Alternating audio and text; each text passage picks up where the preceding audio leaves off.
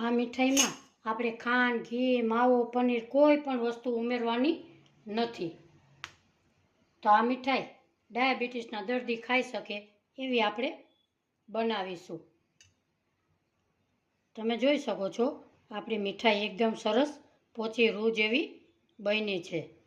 તો આપણી મીઠાઈ બનાવવાનું સ્ટાર્ટ કરીએ. હાલો, જય શ્રી કૃષ્ણ.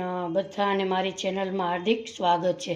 આજે આપણે મીઠાઈ બનાવવાનું મન થાય તો ત્યારે આપણે થશે કે અહીંયા આપણે ખાંડ, ઘી, માવો, પનીર કોઈ પણ વસ્તુનો ઉપયોગ લીધા વગરના આજે બધી જ વસ્તુની જરૂર આપણે નથી પડવાની.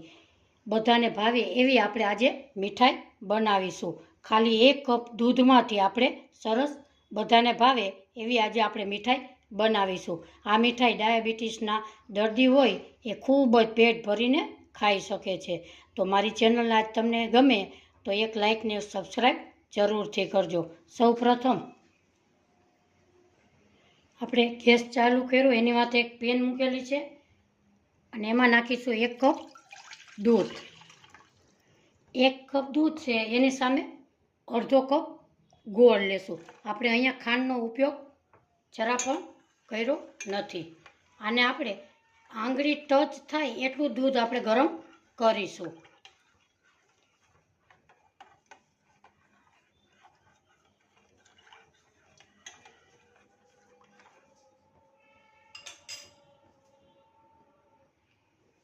આપણું દૂધ આપણે જોઈએ છીએ હલકું હલકું ગરમ થઈ ગયું. આંગળી ટચ થાય એવું દૂધ આપણે ગરમ કર્યું છે. તમે ગળ્યું કેવું ખાવ એ પ્રમાણે તમે ગોળ ઉમેરી શકો છો. ગેસની ફ્લેમ આપણે બંધ કરીશું અને દૂધને એક બાજુ સાઈડમાં રાખી અને બીજી પ્રોસેસ આપણે કરીશું. અહીંયા આપણે અડધો વાટકો ટોપરાનું ખમણ લીધું છે. તમે ઝીણું જાડું કોઈ પણ લઈ શકો છો. એને આપણે મિક્સર જારમાં પીસી લેશું. એમાંથી આપણે ઓઇલ રિલીઝ થાય છે. એમાંથી જ આપણે મીઠાઈ બનાવીશું. તમારે ઘી કે એનો કાંઈ ઉપયોગ કરવાનો નથી. આને આપણે પીસી લેશું. આપણે અહીંયા જોઈ શકીએ છીએ કે આપણું ખમણ એકદમ સરસ પીસાઈ ગયું છે અને ઓઇલ પણ આમાંથી રિલીઝ થઈ ગયું છે. હવે આપણે આગળની પ્રોસેસ કરીશું. આપણે ગેસ ઉપર એક પેન મૂકેલી છે. 1 કપ દૂધ હતું તો એની સામે અડધો કપ રવો લેશું. આ રવાને બદામી રંગનો થાય ત્યાં સુધી આપણે ઘી વગર શેકી લેશું. આ મીઠાઈ ખાવામાં ખૂબ જ સ્વાદિષ્ટ લાગે છે. તમે પણ જરૂરથી ટ્રાય કરજો. આવી રીતે ધીમા ગેસે આપણે એને બદામી રંગનો થાય ત્યાં સુધી આપણે શેકી લેશું. આપણે અહીંયા જોઈ શકીએ છીએ આપણો રવો સરસ બદામી કલરનો થઈ ગયો છે. હવે આપણે નાખીશું ટોપરાનું ખમણ. એને પણ એની સાથે બદામી રંગનું શેકી લેશું. એને પણ આપણે આવી રીતે ધીમા ગેસે શેકી લેશું.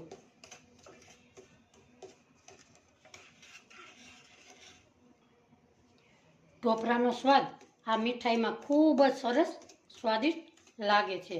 ટોપરાનું ખમણ તમારી ઈચ્છા મુજબ તમે ઉમેરી શકો છો. 1 વાટકી, અડધી વાટકી જેટલું ઉમેરવું એટલું ઉમેરી શકો છો. હજી આપણે આને થોડુંક હજી બ્રાઉન શેકી લેશું.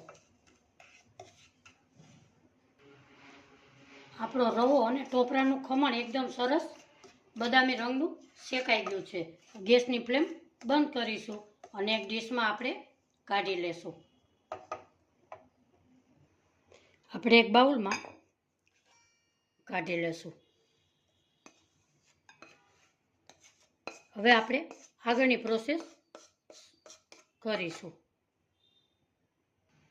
હવે ગેસ ઉપર એ જ પેનમાં આપણે ગોળવાળું દૂધ હતું એને આપણે ઉમેરી દઈશું. આપણો ગોળ એકદમ સરસ મેલ્ટ થઈ ગયો છે. હવે આપણે એને હલાવીશું. જો તમે ખાંડનો ઉપયોગ કરતા હો તો તમારે એમાં લીંબુ નીચવવું. આપણે અહીંયા ગોળનો ઉપયોગ કર્યો એટલે લીંબુ નીચવવું નથી પડતું. આને આપણે સતત હલાવશું એટલે આપણું દૂધ છે એ ફાટી જશે અને એમાંથી પનીર થઈ જશે. આપણે ત્યાં સુધી હલાવીશું.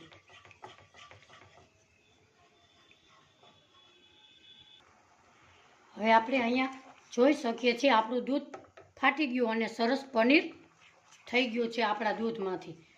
હવે આપણે જે રવાનો લોટ શેક્યો હતો એ હવે નાખીશું. એને આપણે મિક્સ કરી લેશું. એમાં નાખીશું આપણે એલચી પાવડર 1 ચમચી. હવે આપણે આને ધીમા ગેસે હલાવશું.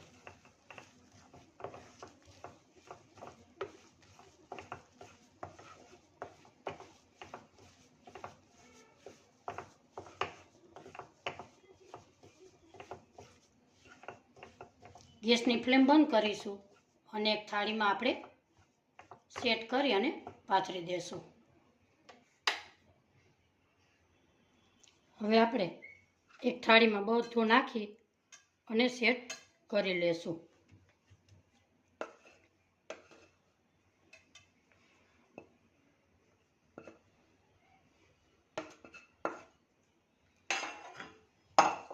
આવી રીતે આપણે સરસ રીતે પાથરી લઈએ. સરસ આપણે પથરાઈ ગયું છે. હવે બદામ કાજુ માથે નાખી દેશું. 2 મિનિટ ઠંડુ થાય પછી આપણે એના ચોસલા પાડી લેશું.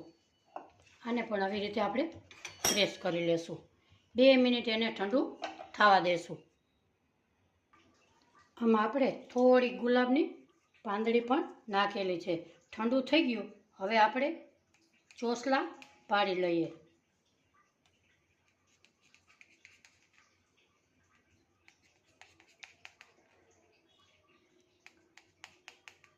આવી રીતે.